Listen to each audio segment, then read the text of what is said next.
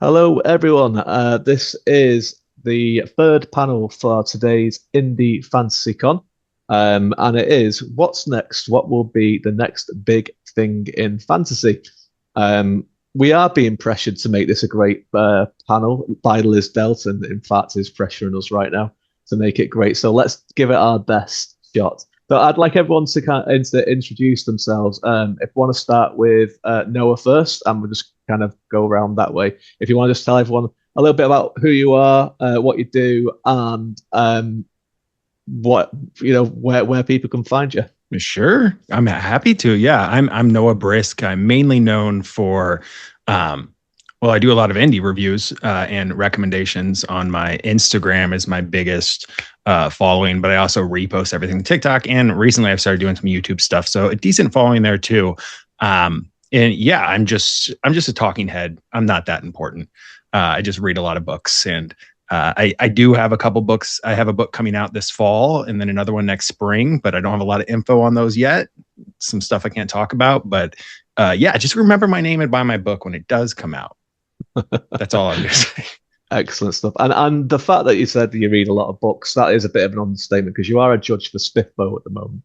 Oh gosh, yes. That. Well, I'm almost done with my first pile. We've got like 5 books left between me and my team, so we're close. We're close. Yeah, you've been rattling through those ones. I've been keeping an eye. I'm not in your group, as you know, for Spiffbo, but I am in another group, so I've been keeping an eye on things to see how it's going. see who's has a good book and who doesn't. That's exactly. Yeah, exactly. See what the competition. Emily, over to you.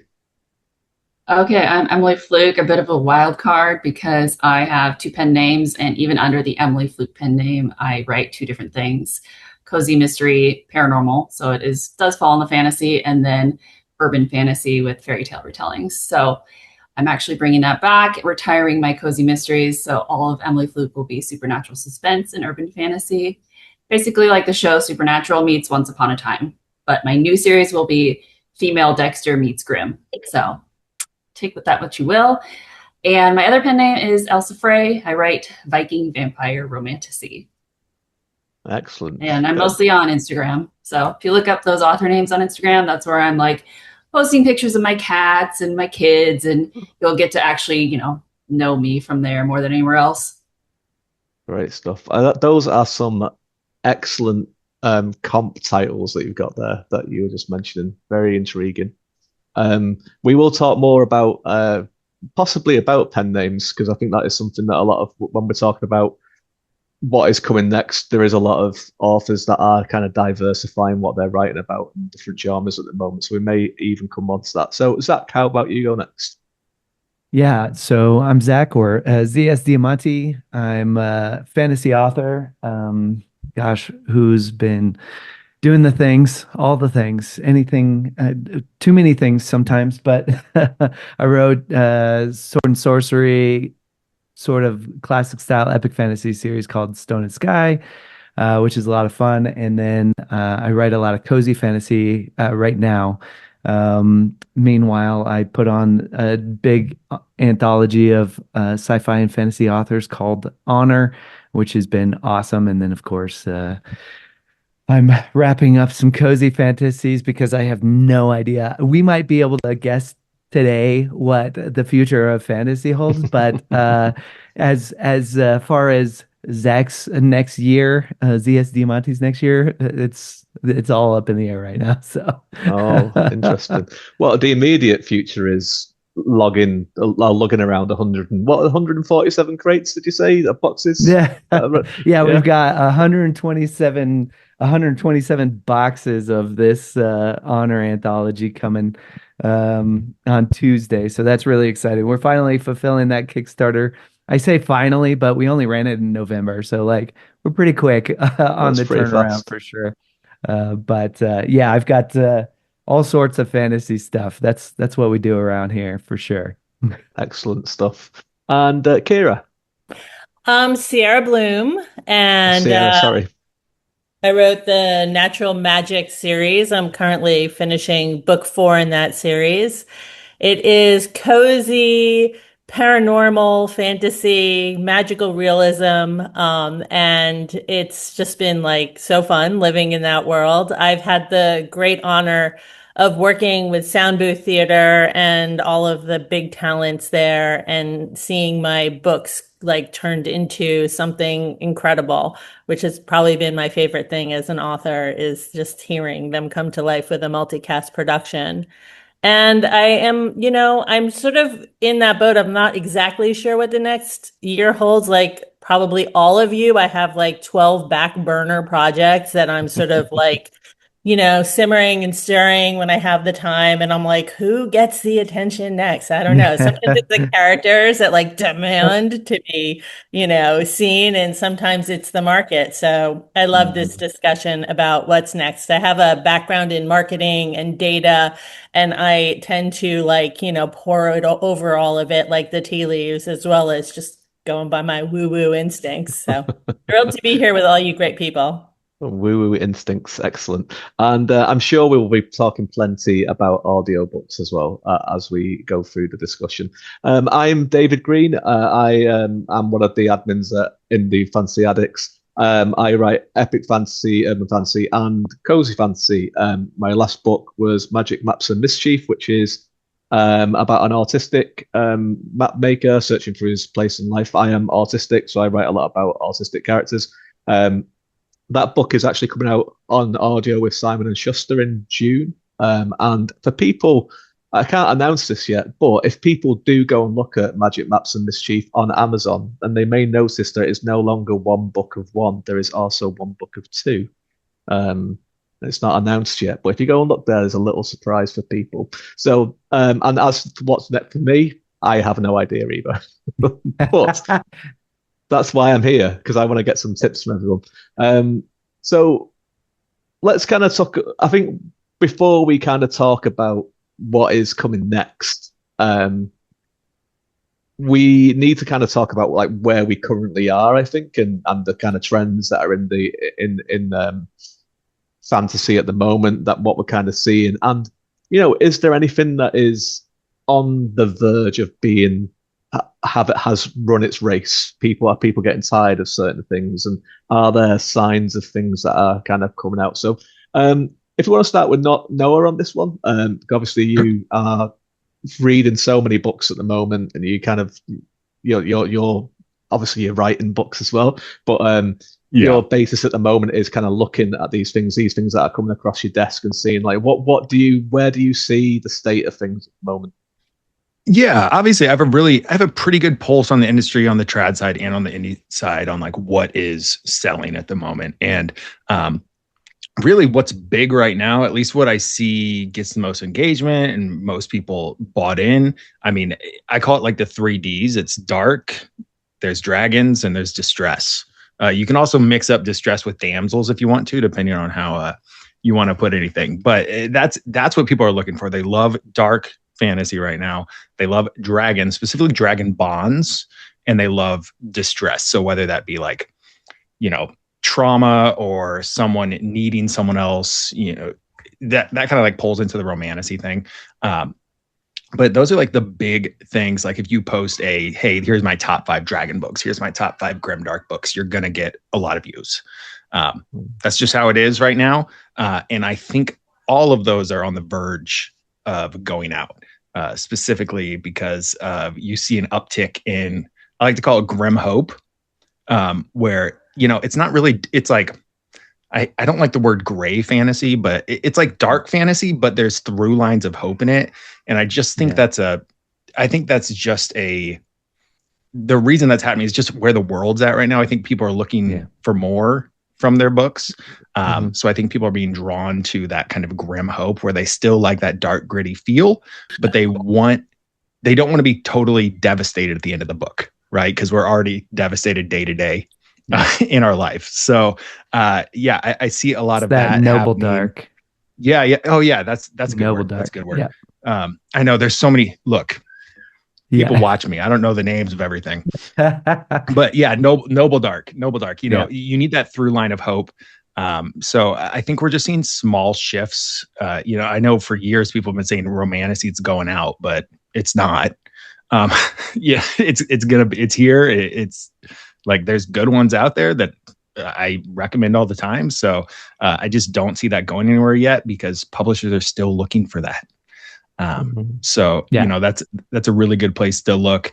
If you want a really good idea, go look at wish lists of agents. That will give you a good idea of what they want. But yeah, right now, I mean, those are the big things. Indie, if you want to make money in indie, you write a cozy fantasy or a lit RPG, right? Or a romantasy, Zach, if you wanted to. Hey, I mean, look, the fact of the matter is look, Garden the Garden is the, veteran's healing journey in a cozy fantasy setting with a grumpy sunshine sweet romance. You know how easy that book sells compared to Wagons and Wyverns, which is like arguably a more fun book, like where it's just this bro road trip in a fantasy realm, right? Yeah. And so arguably a more fun book, but Garden of the Garden sells way easier. It's just that's because of the romance aspect. Absolutely. Yeah. People are looking soon. People are looking for feel good. We've had since 2010, I'd say 2010 to 2022, grimdark and dark fantasy just like had the fantasy besides romantasy, it had everyone in a choke. Like that's what people were writing. That's what people were reading. So I think we're breaking out of that. And I say that as someone who just wrote a dark fantasy book. So don't. I don't think it's going away though. I don't think Grim is ever going to go away. No. I think it's solidified its space, like its spot in the space. It's not going anywhere permanently, but I think there's a cycle, right? And sure. I think people are probably starting to look more towards the hope and more towards the light and the brightness and no, come on, we want to see something better because it's been dark for a long time. So I think you're right. I think there is kind of a shift happening right now, but Grim it's gonna be here forever. Yeah. I'm not at all telling you not to write that. It's there's still a lot of us who are going to buy it and look for that. But when you look at the general everyday reader, I think at this point people are being drawn more towards just feeling a little better with their books. So, yeah, I think grimdark has that. Even though everything is quite cyclical, grimdark itself as a subgenre is like that anyway, isn't it? Because I think there was that big boom of it in the early 2000s where you got like the likes of like Mark Lawrence, Joe Abercrombie, Anna Smith Spark coming out and doing this off the back of Song of Ice and Fire. And I think it gets to that point where it's like, well, what else is there to say in grimdark? And then there's a fresh take on it, and then everyone kind of comes on board and, oh yeah, there's a new avenue to explore it. And when that kind of taps out, it'll kind of bubble away again for a little while and come back up. Emily, same question to you in terms of like, how do you see the lay of the land at the moment? I definitely agree that overall in fantasy, dark is going away because, like Noah already said, people need some feel-good things. I think just from watching reader groups, from watching what people are asking for, which is going to sound so specific, but books like The Mummy, adventure fantasy is kind of going to be the next big thing where it's not cozy. Yeah. It's still an adventure, but it's not a world war. It's not super dark. It is really fun. Funny side characters, but it's not epic fantasy because it's not too hard to pick up and just sit down and read after, the news devastated you. Does that make sense? Mm-hmm. But as a reader and writer that's in a lot of romance spaces as well, where it's crossing over into romantasy and paranormal romance, dark will definitely never go away in the romance side of it because romance readers understand that there is always a happily ever after in romance. So if it is dark, which I call mine, you can tell by the cover, it's dark. It's based on the show Vikings, right? There's a lot of horrible moments, but they're going to get the happily ever after eventually. So I think if you're talking romantasy, maybe even paranormal romance, it's a little bit different on that side of the darkness. It will always be there. Of course, it's that way with every subgenre. There's always going to have its readers no matter what. Cozy fantasy now has all of its loyal readers. That will stay there. But again, if we're talking in generalities, I think that there was a big spark of horror romantasy recently because of Wuthering Heights, Dracula, A Love Tale, and a lot of agents were asking for that. But it was like a flash in the pan. And now, again, I think adventure fantasy is going to be the generalized want of a lot of readers. Excellent stuff. We'll put a pin in that one and we'll come back to it a little bit later on. But it does sound great. Ciara, I was wondering what your thoughts on it are at the moment. You've been nodding away and listening, and I'm yeah, going to disagree a little bit on the horror side because I've been in the querying trenches, not for fantasy. I actually have a like upmarket book club fiction novel that I've written that I've been in the querying trenches for, but I've been just pouring over all of the wish lists and pouring over, what's selling and how to position my book in the market. And I'm seeing horror creep into everything, into speculative, into fantasy, even into cozy fantasy, which seems like it's almost impossible. But I think the movement is to sort of not to make things epic, but to make them personal and to make, to elicit those big feels. I totally agree that there's like this thread of hope and that it's a little bit gray and that there's like a happy ending or like a found family involved. But this concept of horror and terror is just creeping into everything. And that's what all of the editors that I'm looking at are looking for. All of the agents and editors, they're all saying like, make me feel big, make me feel bad. And maybe that is a reflection of our times, like it's pretty bad out there. So like what could be worse? And then give us hope. yeah, You're talking about the transition between like these mass things versus the very much more personal, like the feels is essentially the people are looking for the feel impacts and very much that's why we're seeing more books where it's less POVs. People are enjoying more single POV books than ever before. It's crazy. Some of Which mine those, aren't. I have three yeah, POVs right. in every single one of my books. I'm like, oh well, see it through. I think the thing with a single POV thing as well is that, particularly with traditional publishing, is it's costing so much to produce books more than ever, and booksellers are trying to get more books on the shelves, so they want smaller books, and it's easier to have a smaller book with a single POV. I mean, some people can still get away with the 400,000 word epic fantasy book with it, but like, Mr. Sanderson and some other people, but the rest of us at that level, it's kind of like, no, we don't want that big, please. Kind of keep it smaller. Zach, so you're obviously been doing a lot of work in the cozy fantasy genre in the last few Right. years. How do you see that at the moment? You know what? I think it's found its place, obviously. Cozy is like, I mean, I don't think Cozy's going anywhere for a long time. It's specifically because we're talking about characters that you can really get to know and not just in like epic battles and other things, but you're getting to know them like on a personal level, like what they do, even when they're not on an epic quest, right?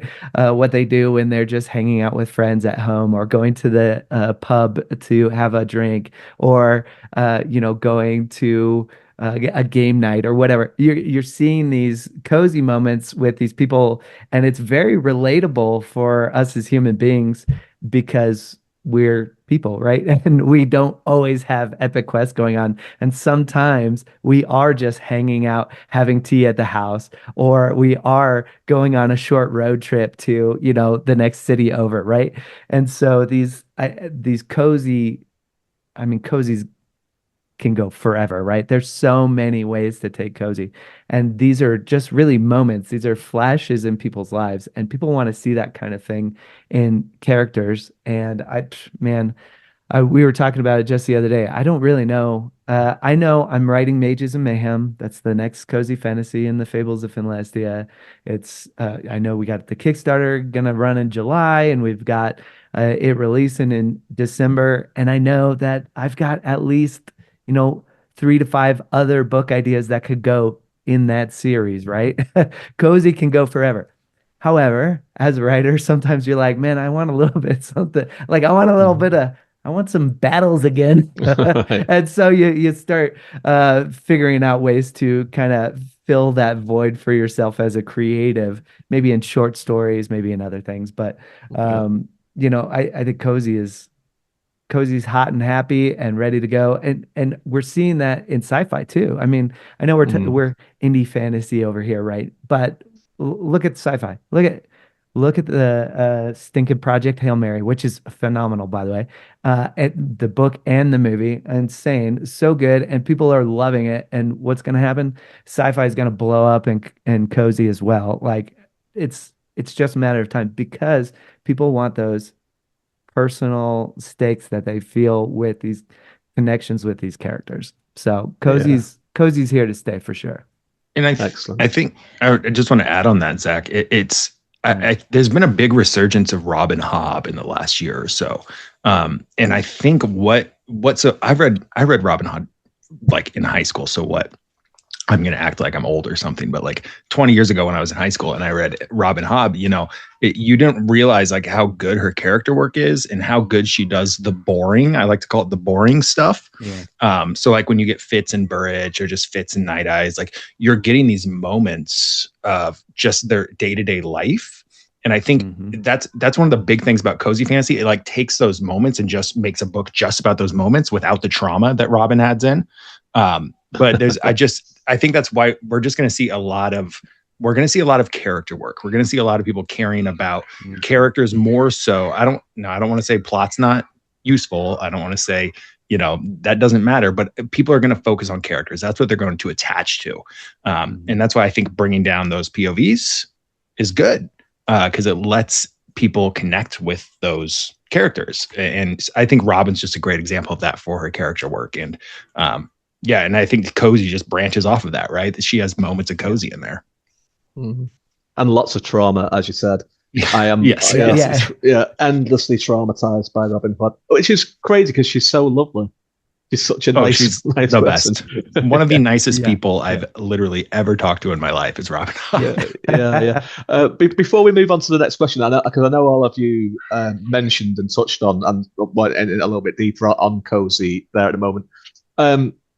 Being someone who has written in that field and also gone out on submission with cozy books to traditional publishers and whatnot, it seems to me that traditional publishing doesn't quite understand why people read cozy at the moment. Still, they can see it when it's popular and they say, yes, we know this is popular, like Legends and Lattes and like Can't Spell Tea Without Treason, and they go, these are big, we're going to buy these and put them out. And then they're kind of like, but we're still not sure why people are like this, whereas it seems to be thriving in indie circles and self-publishing. Why do you all think that? I mean, do you think that is the case? And why do we think that it is thriving so much within self-publishing, within smaller presses and stuff, as opposed to traditional? And anyone can just jump straight in on this one. I think we've kind of talked about it a little bit already. It's the personal level of just the character. I mean, cozy mystery fantasy is what I also write in under Emily Fluke that I'll be retiring soon. But so it's not the traditional fantasy that Zach is talking about, cozy fantasy, but it does come along the lines of we're just here for the characters and the found family and the cute little town and these really small moments in our lives. And I feel like it's possible that, querying to traditional publishers, they're looking for that plot that they can sell with hook plus hook equals this emotional experience. Whereas cozy fantasy is this character plus small plot equals this emotional experience. And they're not quite grasping the character is the front and center part of this, not the hook plot. I think we're seeing a lot of cozy. Think about like cozy mystery, right? Cozy mystery's been around forever. And I mean, you look at Nancy Drew, you look at the Hardy Boys in a lot of ways, and you look at all these old books. But you're seeing this kind of resurgence of even cozy mysteries in like TV and movies. What is it? The Sheep Detectives. Does that not look so Oh, awesome? I'm it like, looks I great. can't. It looks, I just saw it. I just saw the preview for Exactly. it. And I'm like, I cannot wait to see this. And it's a cozy mystery. And these cozy mysteries are popping up on Netflix and all these other things. And I think long term, it takes a little while to figure out what exactly is happening here that gets people to love these things for the publishing industry. But now they're starting to see it like, oh, hey, everybody loves these cozy mysteries when we start putting these out in film. And they're going, okay, what other cozy sections are happening here? And where do we need to go? And you look at Project Hail Mary just blowing up right now, of course, and that's in sci-fi, of course. But I, it takes a little while for everybody to figure out what exactly is happening there. Mhm. I mean everybody in the big wigs who have all the Yeah, the money and big. do all the things, right? I mean that's just corporate Yeah, culture right. in any in any sphere. It's no different in publishing. I'm learning, Yeah. but it's funny how long it takes to, and that's why I enjoy indie so much, because I feel like if you can find a few good people, and I'll be like Zach's Z.S. Diamanti's books are some of the first ones that I was like one of my first indie experience. I'm sure he remembers from Instagram a few years ago when I first started. Yeah, I was like got talking all to him. I'm my like, briskets, my yeah, certified briskets. certified brisket, dude. I still got some stickers. But does it still? Oh yeah, here we go. Certified brisket right on my shirt. Let's Um, go. so I feel like indie because as indie authors you can be so like you can change up, right? You can be mobile, you can get books out faster, you're able to capitalize on these trends. And so I feel like if you find a good, like, I hate the word influencer, but if you can find like a good indie influencer to follow that you like their taste, you can really get ahead of the game and like find new stuff before big publishers even find new stuff. And that's why I have so much fun with indie fantasy, because there's just so much out there that's just nobody's reading yet, and then you get to like tell people like, listen, this is going to be big. And it's just so fun to be able to do that. And there's a lot Yeah. of freedom in indie though, too, Oh yeah. because the big publishers, they have certain they have a big machine that has to get fed, right? The big Oh machine yeah. has to get fed and they have to make money. And so therefore they take risks on things that are easier to take risks on to make money, Mhm. right? And so in indie, there's a little more freedom to be creative and give it a go and try something and break the mold, right? Yeah, and that's why, I mean, there's a big reason I took that path with my first book that I'm doing this fall is, I'm doing everything indie except I sold the audio. But just because I didn't want to pay for audio. But it's great that you're able to do that, right? Like if you have a good story, a good manuscript, and you can sell it to like I guess I shouldn't say but one of these audiobook publishers, right? One of these bigger ones. You just get a little bit of money there. You don't have to pay for it. You don't have to worry about it. Obviously, it'd be better to fund it on your own if you think you can sell it on your own. But just having that off the table and then you can worry about the other stuff is like so great. And just being able to focus on what you want to focus on, So I just think with indie getting big and with some of these smaller publishers, like just like Athon, Podium, Sound Booth, just coming, not that Sound Booth is small by any means anymore since Matt took over, got them that, but there's just there's so much hybrid stuff you can do now. It's just, you can just be ahead of this curve, especially if you can just start getting stuff out, which I'm sure you've seen, Zach, with your stuff. Like how many books did you get out in like, what, 5 years or something? Actually, my first book, Stone and Sky, only came out in August of 2023. And by the Okay. end of this year, I will have 10 books out.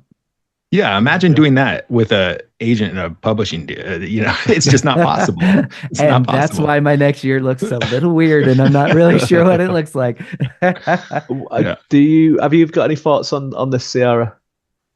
I mean, I actually recently signed a 5 book deal with my series for Trad. And for me, like looking at Cozy, I'm trying to remember when I published my first Cozy. I think it was It's just over 2 years ago, 2.5 years ago. And it was a little bit more open at the time. And I called my book a cozy romantic fantasy, but I feel like the genre has shifted since I published that book. My book does have 3 points of view. It does have, it does have a really strong plot going through. It has very, very strong characters. It's completely character driven, and all three of those points of view come together, and there's a reason why they're all there. But there is a very strong plot. And I did feel, like I was struggling a bit at times in the indie market because my books were not the typical cozy fantasy of, no plot, just vibes was like what I kept seeing. Like no plot, just vibes, like characters hanging out, having tea and a whatever. And there's plenty of that in my books. I love whimsy. I go big on whimsy.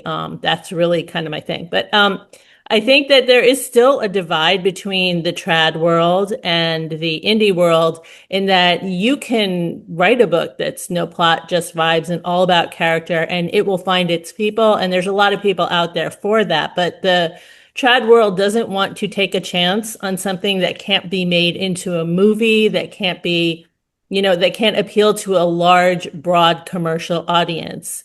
And the large, broad commercial audience, the trad audience, isn't necessarily the same audience as indie or, is just kind of catching on to indie. So like for your question of what's the difference, that's the difference that I see. And I too am sitting here like I now am spending all my time finishing up this 5-book series to get it out to my, to meet my trad contract. But I've got like 10 other indie books in me that I'm like, I don't want those constraints. And the book that I'm querying, even though it's upmarket book club fiction, which I know does much better in trad, I'm like, kind of like maybe hoping nobody wants it so that I can self-publish it and get it out there like before 2028 because I think it's a good book to publish right now. So yeah, we're in a wild space. Yeah. That's a wild mindset, by the way. I get it. And you're like, I'm not, but I want to, but I don't want to, but I'm not. When it comes down to it, like it's what Noah just said, like, I have got like 12 more books in me, but I'm also like trying to like scramble to keep content on my Instagram and on my TikTok. Yeah. Yes, and meanwhile, I'm writing query letters and I've got to like market, things that are being released on other people's schedules. And, it's too much for one person. Like I would be so happy to just write and do nothing but write and live in my whimsical little world. There's so much, even with trad. I mean, I talk to a lot of trad authors and indie authors. It seems like there's just as much work on the back end, besides some of the art stuff and editing and hiring stuff. But when it comes to like marketing and stuff, like that was one of my big decisions on going indie. It was just like, I'm going to market my book anyway a bunch. I should get the money for that, So it's just funny to hear that. Cause I don't know if you guys know MJ Kuhn. She wrote Among Thieves with Saga. So she does try, and she has her first indie book coming out this year. And she just wanted to do indie because she loves the indie space so much. It's so interesting seeing like a trad author, a traditionally trad author, someone who's been trad so far, to just be like, hey, I still have an agent. I still could sell this to Saga, but I'm just going to do it on my own because I want to. It's just like seems so backwards, right? It doesn't seem like what you would expect. But I love it. It's a fun story. I think there's more space and more scope for that than there ever has been before. And I see a lot of people putting that as hybrid authors that are picking and choosing. They go and trad for this project, they go and self-publish for this one, and it's like if it works, it's like a virtuous circle. You're bringing people from your self-publishing to trad, you're getting trad from self-publishing, and the great thing as an author is that you can be making those earning those monthly royalties whilst waiting for your other royalties to go in from your trad deals. And also, as Ciara pointed out, you don't have to be waiting until 2028 for this book to come out. It can be out in a few months, right? Which is completely true at the minute. That if you sell the book to a traditional publisher tomorrow, it will probably be 2028 before it comes out at the earliest. So which is crazy. I don't even want to think about how old I'm going to be in 2028. It's just like, just ignore it. So we'll move on to the next question. But before we do, 2 quick things I need to mention. One is that people in the chat, please pop in any questions for our panelists that we will try to get to. as we have got 25 minutes left, so we will see how we are for time. And the other thing that I must mention, otherwise Melinda Cater will destroy my soul, is that the for the secret mystery phrase for the What's Next panel is booked for the summer. So that's for the giveaway. So remember that, booked for the summer. Okay, so the next topic we're going to talk about, because it's not I've just finished writing a Nick Holleran book, Melinda. God, give me a break. Give me a break. I'm writing other things. So it's not just in terms of like genre that's changing. It's not just in that. It's the way that people are engaging with books that is changed vastly over the last few years. Not just with like audiobooks and so on, but Kickstarters, a real focus on special editions from big publishers as well that kind of do those runs. And there's a big rise of audio first in the last couple of years than there has been ever since before previously. So we're going to start with Ciara on this one.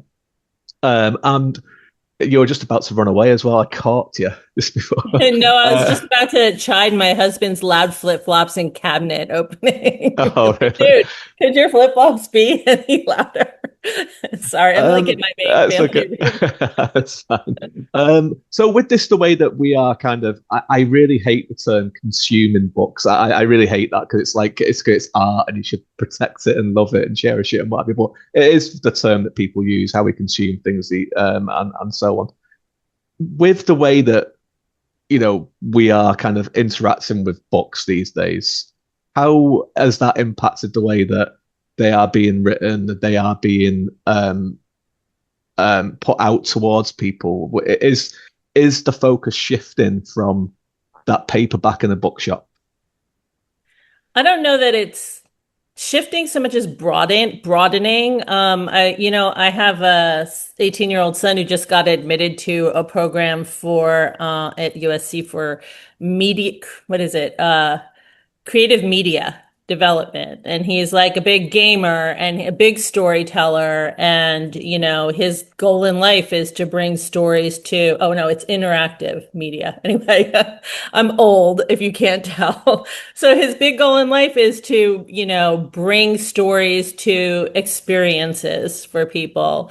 And I think that that is a big direction where, everything's going. People want to be more immersed in their storytelling, or maybe they don't always want it, but they want the option. So I've been seeing like a lot of like cozy fantasies, not just writing a book, but building a universe, building experiences, things you can collect, achievements that you can achieve, and groups you can belong to, online, offline, like just so many different touch points. And you see that a lot on Kickstarter too, with what, the different tiers are and what people are offering. Merchandise and all kinds of experiences. And, yes, audio, also graphic novels. I just think so you start with this story, and for some people that's enough. Like the book and what's in their head is enough, but there's a lot of people who want to live in the worlds that they're reading about. God, achievements for reading. This is dangerous. The dopamine hits compare or piled on reading in the first way. Oh my God, sign me up for this. Give it to me, please, straight away. Zach, we'll come to you on this. I mean, obviously, you've worked a lot in the special edition Kickstarter space. You also have worked with Simon Maverick, who is the imprint of Simon Schuster, which I was meaning to. I need to email you about that, because I have just signed them, so I want to ask you some questions.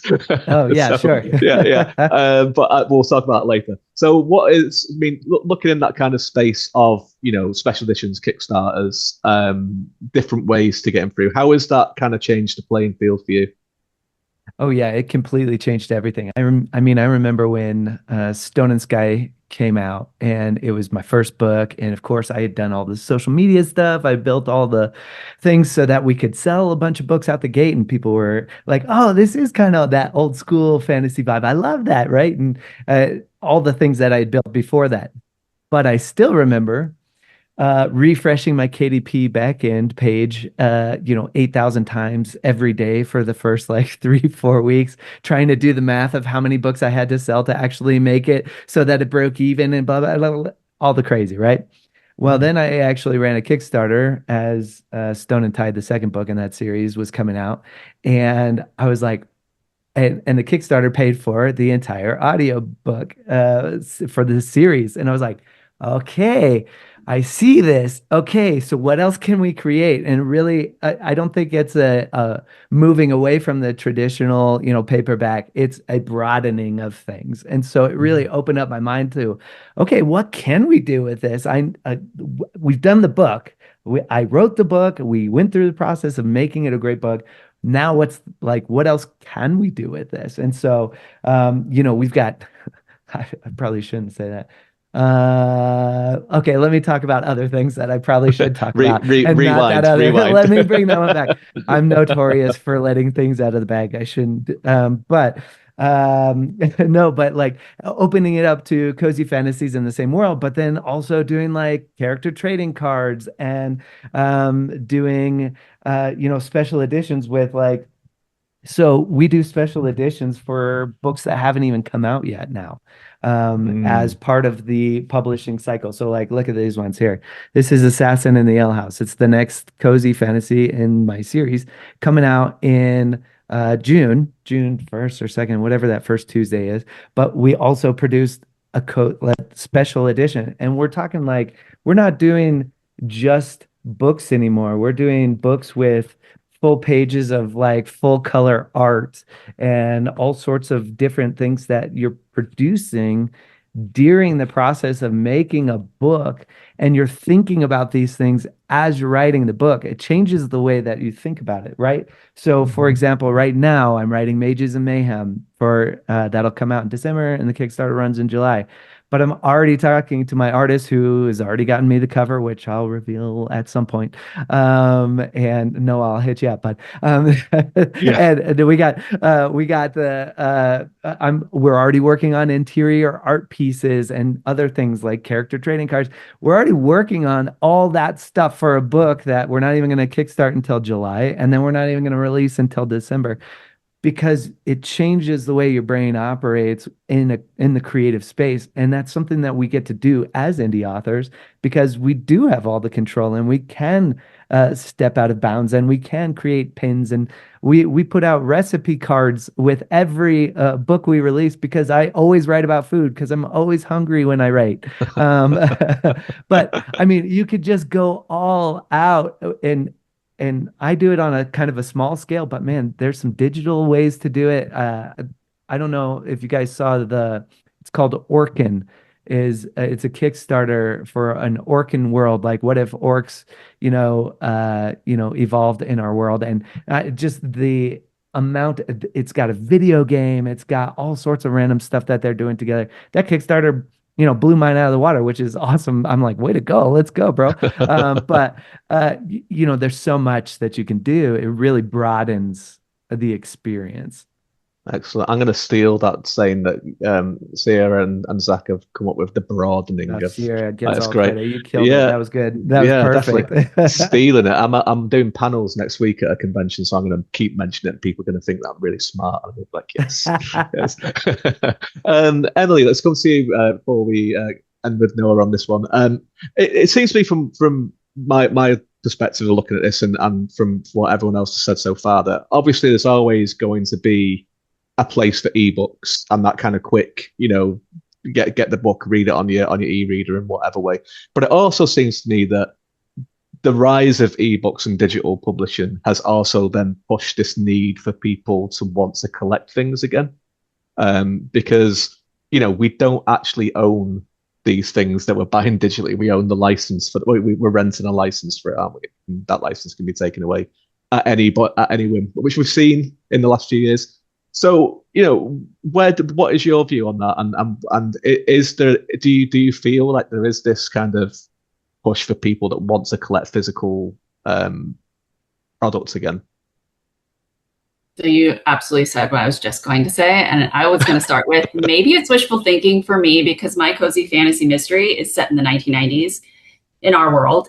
So I bring back all of that 1990s nostalgia, and it could be my algorithm, but I'm seeing people want to go back to real media that they can hold, even VHSs, old TVs, not just for the nostalgia factor, but to own something, to collect something. And then on the flip side of it, in my Elsa Frey pen name, being on Book Talk and Romantasy Book Talk specifically, people are definitely consuming on Kindle Unlimited and ebooks, audiobooks. But the interesting thing about these Romantasy readers is they will buy all of the media, the audiobook, as well as the paperback, as well as the ebook. They're reading all the time. They want the book on their shelves for the collection. They want the special editions. They want the art. They just want something pretty on their bookshelf, especially if they're on Book Talk. They want it in the background of their videos, but they're also reading at the book or at the doctor's office, so they want it on their ebooks. They also do immersive reading, which is reading the paperback while having the audiobook in their ears at the exact same time. So it is a full experience with each type of media. But I do see that digital media always will be popular. They also want the paperback trophy. The book trophies are huge. I also wanted to say a little bit about what Zach was saying, how it changes your writing. So being on Book Talk, seeing what readers really want in Romantasy, you definitely go trope heavy side, right? So you're thinking of that as you're writing. How can I have these popular tropes in what I'm writing right now and still make it natural? As well as thinking about the artwork ahead of time. It's huge to have character art. And that moment, you want to make sure this moment of this scene is natural for these two characters, but it's also going to look good in artwork. It's going to be something that they want to display on their bookshelf and inside the book, and remember that scene. It should be a highly emotional scene. It should be the, pinnacle of the romance. So again, all three types of media still really popular. Yeah, excellent. Noah, what is your perspective on all of this? From both sides of the kind of fence of being a writer and also being what you do. Yeah. Sure. Just to give you a glimpse into my brain as someone who, again, my first book's going to come out this fall. I actually just got my first piece of art today. This is art I'm planning. This is just so you know how I'm thinking already, because I'm in this space and I know what people will pay money for. I'm planning to run a Kickstarter next year for book 2's launch. So we're doing special editions of book 1 and book 2 on the launch of book 2. So I'm already getting art for the special edition of book 1, just so I have it and it's done and ready. Because I know next summer I'm going to run a Kickstarter for book 2 and book 1. And, I'm going to ask Zach and the other Zach and all the other, all my other indie guys, be like, okay, how do I do it? I have all this stuff. What do I do? But I'm already thinking of that. So it's like, I'm already budgeting for that stuff. Cause I know my audience is going to, if I run a Kickstarter, my audience is going to buy it. So just like I buy your guys' Kickstarter. Right. And that's from the author's perspective too. But if you really dig deep into the social media creator side too, I mean, the rise of Book Talk and Bookstagram has been insane. And the fact that people are going, yeah, I've already hit 100 books in my TBR this year. I mean, I got an email about that just 2 days ago, and they're like, and I can't wait because yours is up next. And I was like, 100 books. I'm like, I'm so slow. But the only way people could get through that is by audio, because they could listen on the go and while they're doing dishes and while they're actually accomplishing all the things that they have in their regular life, right? And so having these multiple platforms gives them the opportunity to go through more books. And then, of course, we know shelf trophies are a real thing. And so that's on the reader and the social media side. So it definitely makes you think different as an author. Yeah, and I think as well. Sorry, with Noah, what you were saying as well about Kickstarters, about planning this. It's a new audience as well, because it's not just your audience and that already exist. There are people that look through Kickstarter to find new authors as well, isn't it? Correct. Mm-hmm. 100%. Yeah, it's so weird because it's like I finished that first draft of this book, and I'm like, all right, I need to plan for book 2 Kickstarter. What's that look like? while my betas are going through this, I'm like, okay, I need to talk to artists, start hiring artists, looking into that stuff. So yeah, even talking to like Zach's PA, Stacy, hey, we need to talk about, I'm like, hey, I'm going to hire you in fall. So, it's all this stuff that like, I don't think it's interesting because like, if I'm being honest, it's kind of fun. Like to see it, like, you're getting this art that, people aren't going to see for, a year and a half. And it's just cool to have it. It's like, okay, I'm ready now. So I send that over to my designer and I'm like, hey, save this for next summer. So yeah, it's just interesting. But it's awesome. It's super fun. Yeah, it's a real, we're all creative people, and we love creativity, and we love how different types of art speak to each other, and to kind of do these things, it's you pull in so much of it together into one thing, which is fantastic. Right. Well, we've got 10 minutes left, so we really should talk about what's coming next. And not how things have changed. This could have been a 2-hour panel, I think, but it's a very interesting topic with very interesting people. So, what is coming next? And we might as well just finish this out with the panel and what we kind of see.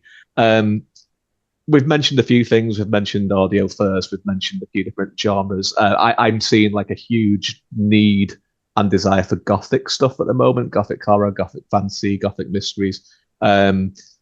I've seen there's a lot of push for the audio read along thing where you can read it and it's the audio playing at the same time. Immersive. Obviously, immersive, yeah. The way that we're kind of bringing books to people is changing. So, what do we see as the next big thing? And I think we'll start with Emily on this one, if that's okay, just to put you on the spot.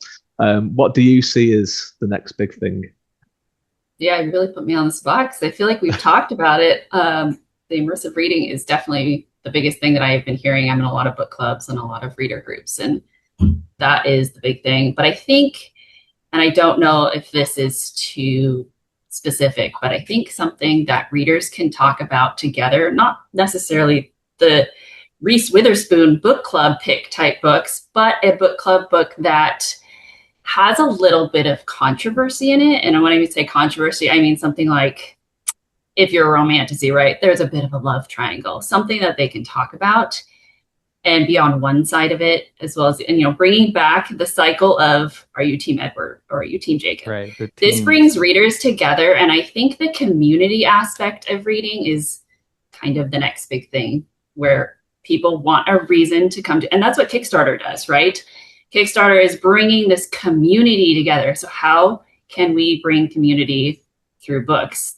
Whether it's a little bit of a controversy, you're on one side of this epic fantasy war or this romance, just something that they can really discuss. I think in horror, romantasy is a really fun thing to discuss about, because people can say, how do I explain this? I guess the biggest emotional heights, they want to talk about what they felt from it. That was not described very well, but I hope you get what I mean. I know words good. They were very good. I knew what you meant. I think community around the book is going to be becoming very, very. I mean, it's already there's already communities, but that more immersed and in depth kind of thing. Ciara, you said at the beginning of this panel that you have prophetic powers from data and also your woo woo. So let you tell us what's the next big thing before we finish with Zach and Noah. I have my little time travel scrying tool here. Like little look through it. I actually completely 100% agree with Emily. I think community is where it's at, but I don't actually think that's something new. I think that's something that has always existed. Humans are tribal, we like to do things together. We like to read books together, and we like to talk about it together, and we like to polarize and argue about it. And I just think, what's next is that there's going to be more platforms and more ways to build community and more things for people to do within a community. So whether that's, collecting character cards and trading, or, all meeting up over a Kickstarter release, it's again an expansion of how we build communities around our books. I think that's totally it. But also, if I could talk about like one little thing, I think whimsy is like It's been really, really popular, and I'm just seeing more and more people looking for whimsy, and like whimsy core has become a term. So that makes me really happy because I wear stupid necklaces like this and I'm very whimsical. I can never think of the word whimsy without Hugh McGregor saying it in his Obi-Wan Kenobi voice. I don't know why, because I don't think he ever says it. I always just think of him going whimsy. I don't know why. It just that's all. That's just all I have to say about that. Noah, what do you see as the next big thing? Well, I'm not whimsy at all. So I would like to be more whimsy. But yeah, for me, I mean, the one I wrote down before we got on here was the community thing. And I think a great example of that with where I've seen it actually happen is me and a couple buddies are doing a Malazan read along this year. It's going to last all year. We're doing a podcast every single week, and we have a Fable book club. We started in January, and we have 500 people in the book club that are very active. And there's people, they watch religiously. If I don't get this podcast up, they freak out on me. I'm like, you guys need to chill. No one's paying me to do this. But it's just seen, especially like Malazan. Like you think of Malazan as such a interesting series because it's something that, like, if I was walking around in high school and tried to explain Malazan to someone, not that anybody could beat me up, but it just wouldn't be something that you would be sharing around, so it's just so interesting that a book like that, ridiculous, that it's not niche anymore really, but just to bring in 500 people by posting about it a few times and posting a podcast is just crazy. Reading is becoming such a community driven thing and a social thing more so than the person who sits in their office and reads by themselves. It's just, I mean, I love it because I've always loved reading. I've always read, and it's nice to have other people who do it who are okay with talking to people about it. So yeah, it's great. And I mean, you, as an indie author, you got to capitalize on that, man. Like just build that community, get that community around your book. I mean, I guess with trad, you're going to have to do that too, but you get these people around your book and bought into you and who you are as a person and your community. And then you put out a book, you're going to have a community supporting you. So it's been fun. It's great. That's why I love the, social media space. It's 90% of the time it's really good. Yeah, I'm very, very much looking forward to your book coming out as well. I think it'd be interesting to see you putting all these observations into play when it happens. Yeah. And obviously, reading the book as well is going to be. I always love reading debut authors are always my favorite. I mean, obviously, I love lots of authors, but I always love a debut author. Zach, we've got.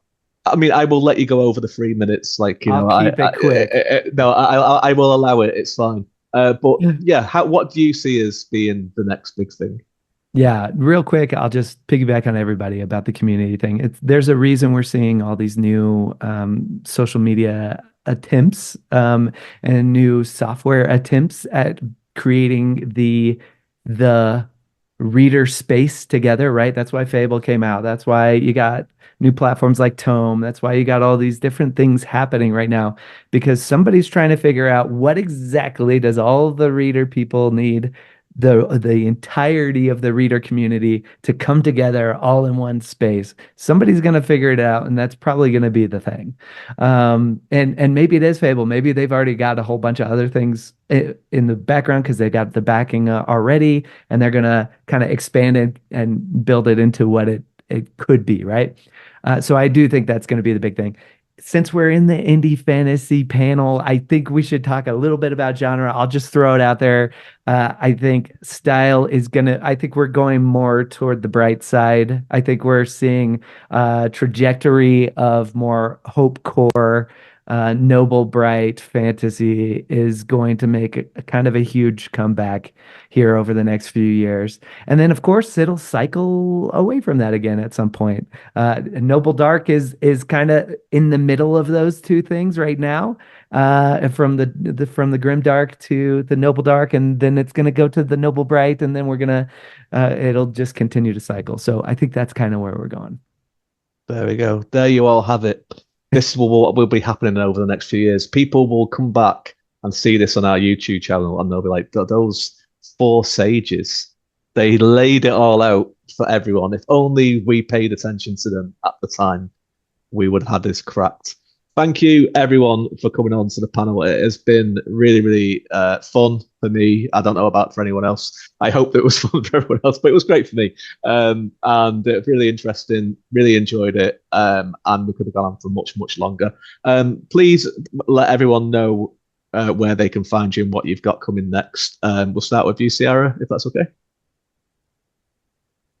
You can find me everywhere at Ciara Blume author dot and then it's ciarablume.com is my website. I have a Substack called The Bloom Room where I get a little bit more, I pontificate a little bit more about things. I'm not always whimsical. I hope that those who are less whimsical, we can still be friends. I tend to pontificate more and go a little deeper and more on the dark side there. But yeah, you can find me everywhere at Ciara Blume author. Thank you very much, Zach. Yeah, I made things really easy because ZS Diamanti is so stinking hard to spell.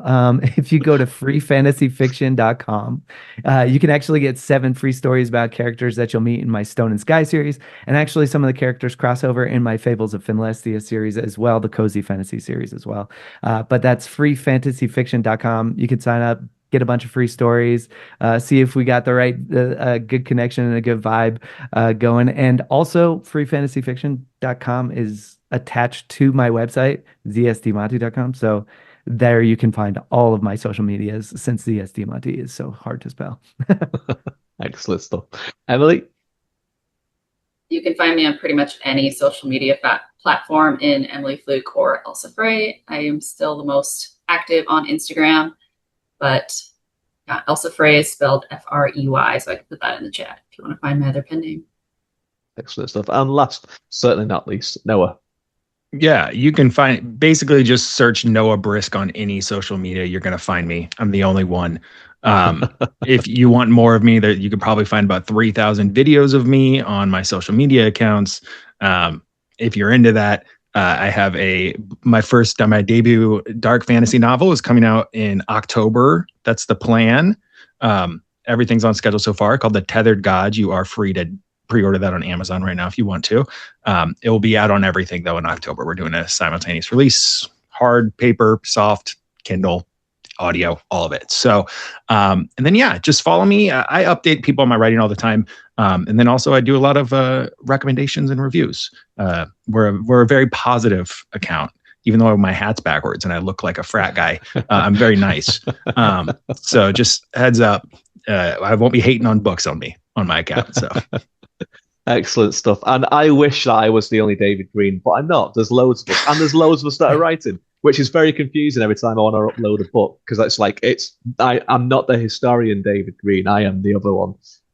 So anyway, you can find me at davidgreenwriter.com.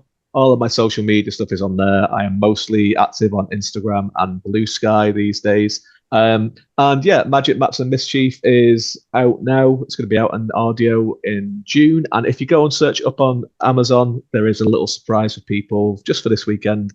That's gone up there. If you are a fan of Gretton and are looking for more adventures from him, there is something there for you. So check out. All right. So thank you everyone for taking part in the chat, in the viewers, and thank you for my wonderful panelists. It's been an absolute pleasure.